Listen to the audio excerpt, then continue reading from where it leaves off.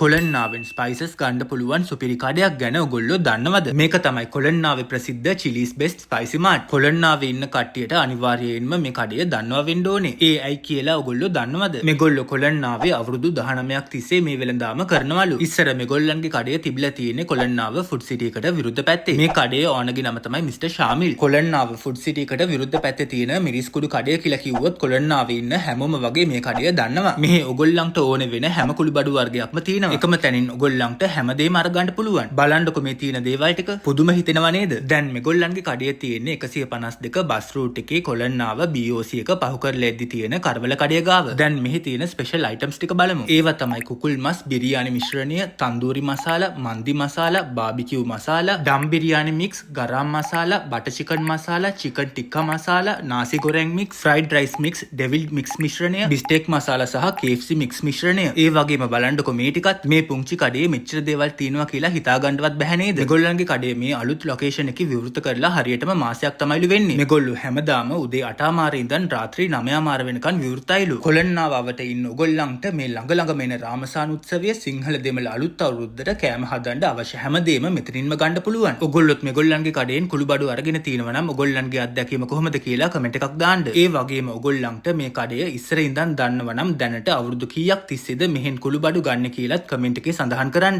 මෙහෙන් රසම රස Chile paste, biryani සැම්බල් සහ කූනිසෝ සැම්බල් එහෙමත් මිලදී ගන්න පුළුවන්. ඔයගොල්ලොත් මේ අවට ඉන්නව නම් මෙහෙන් කුළු බඩු අරගෙන මේගොල්ලන්ගේ බිස්නස් එකට සපෝට් එකක් දෙන්න. මේගොල්ලන්ගේ ව්‍යාපාරයට උතුරන්නම හරියන්න ඕන කියලා බියුටිෆුල් ස්ටෝරීස් අපි සුබ පතනවා. අපි ආයෙමත් මේ වගේ තවත් ලස්සන වීඩියෝවකින් මුණ ගැහෙමු. එතකන් පරිස්සමින් ඉන්න. ජය වේවා.